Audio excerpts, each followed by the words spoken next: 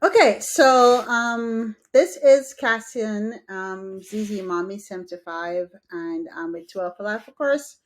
And today we're going to be talking about physical self defense at 8 p.m. with Armel 771, my husband.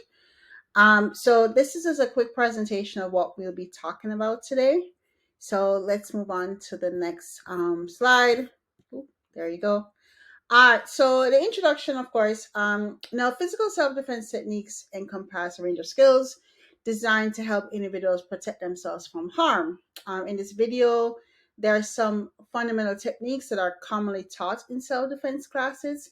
And it's important to note that practice and repetition are crucial for mastering these techniques and training under the guidance of a qualified instructor, which is actually why we're here because later on today at 8 p.m we're going to be having two amazing instructors that will be able to explain a technique called 52 blocks. And they are Light Burley and Tremaine Fraser, and both of them actually have YouTube channels. So they'll tell you more about their channels when they're here, as well as how the 52 blocks technique is actually great as a self defense technique. And all I get is to get to your gun, which is what our topic is about.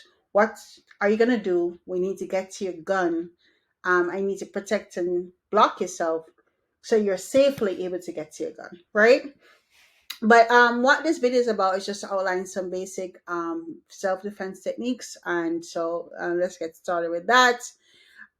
So what we'll be talking about next is the stance. So of course you gotta have a balanced and stable stance with your feet shoulder apart and your feet shoulder width apart and your knees bent, and of course distribute your weight evenly on both legs. I remember this is something I learned when I was doing taekwondo back in the day, just all about having the correct stance and being ready for an attack with your knees slightly bent, which actually helps to stabilize you.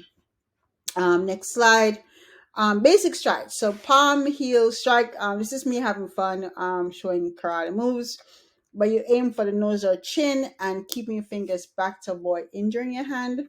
And of course, there's elbow strike, which is use the point of your elbow for striking, and that's also effective at a close range. So next one we're gonna be talking about is important of the knee strike, where you lift your knee towards the groin. We see that a lot in the movies, and you use your hip in a certain kind of motion to generate power. I remember learning how to do side kicks with that, and also frontal kicks are also very important in terms of. That's why it's good to actually have your legs bent, and so that when you extend out with a frontal kick, you'll actually be able to really connect with the person, the lower body, stomach, groin, midsection, and of course, poking out the eyes. Very important. If you're getting an opportunity to poke the eyes out, you should. And that's eye gouging, putting a strike to the eyes. All right. Um, so next we're going to be doing simple escapes. Now you have wrist grab escape, which is to rotate your wrist against the thumb's natural movement to break free. There is bear hug, so you drop your weight. So if they were to put put in a bear hug, you drop your weight, stomp on the attacker's foot and strike. And then the chokehold. I mean, there've been chokeholds have been pretty dangerous for people of color, but it's important to get out of it is to attack vulnerable areas such as the groin and the eyes, and the groin and the eyes to break free, pivot and create space to escape the hold. And of course, our guests later on, as I said before, we'll be talking more about those. Next, we're going to be talking about ground defense. Now, if you are on the ground, you lie on your back with your feet between you and the attacker, and you can also use your legs to also roll to. You can roll to the side to protect your head and face, and in order to get up and to escape from mount, you buck your hips to disrupt the attacker's balance, and then you trap an arm and bridge to create space. The drawing kind of illustrate that a bit, and again, that's something that we're going to talk more about. um okay, so two ways that sometimes is attacker may actually attack you by grabbing your hair.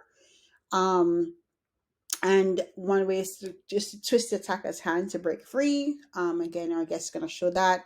And then they also make grab your clothes, and we're going to also show what to do in terms of if you grab your clothes, how to get out of that. Next one is use of everyday objects. I mean, if you have your keys a weapon. If you have a pen, your pen's a weapon. Stab them in the eye, stab them somewhere that's dangerous, just that's sensitive. Just use your keys or your pen and get out of any situation you may be in. And one of the things that you could do is also how to fight against a common attack. So, if there is a wild swing, step to the side to counter the attack. And a defense against a front chokehold is to push your hands up to push against the attacker's arm. Again, that's something that we're going to talk more about at 8 p.m. today. Next, we're going to talk about, okay, ground fighting. So this is me actually having fun putting some kind of bondage thing technique. And it was a bondage. But anyway, the idea is that basic ground techniques is including escape sweeps and submissions, so you could pretend to be submissive. So when they're complacent, then you use that as an opportunity to make your attack, your escape. I mean, or attack actually. So your to get your way out of a situation may need to actually um, damage them in some ways to get out of it. So you could pretend to be submissive in order to escape. And last but not least, I mean, this image show this guy going back and forth. You have to be aware. We've talked about the importance of situational awareness before on this channel, and actually having emotional intelligence as well. So you have to make sure that you're fully aware of the situation that you're in, and so you always have to maintain situation awareness so that there's no to lessen the chance of someone of being subjected to physical confrontations, right? And finally, we have, and we also have practice and conditioning. So the whole idea is that the more you practice, is the better you get, and the faster you'll be able to run in case. So, because the whole idea is to get away so that you're able to see your family again. So this with a cheetah and running legs is to run away as soon as you can to get away from an assailant if necessary, and or even if it means backing away, if you do need to actually use your firearm if necessary. Um, so that's this is brought to you by 12 for Life, and the whole idea of remember self-defense is about creating opportunities to actually escape safely, not necessarily about being that hero. And we wanted to really introduce practical techniques that are effective, and they're crucial, and they could not be learned regardless of whatever your physical abilities and comfort level. And that's why we also thought of 52 blocks, because they're pretty great. It's a pretty great technique that's it's simple but effective in terms of could be used as a defense mechanism that almost anyone could learn within a very short space of time. You don't have to be a big karate expert, but you can learn it very quickly, and as a way of getting self-defense. So that's it. Again, this is CZ Mommy, and we're going to be talking more about this live at 8 p.m. today. Well, this is Veterans Day, so today at 8 p.m. on 12 Alive, we'll be talking more about the importance of self-defense and using 52 blocks as a way of being able to get to your weapon in a safe way, and or rather and or to get out of situations as quickly as possible. So again, thanks for joining, and take care of yourself, and I'll see y'all later on today. Bye.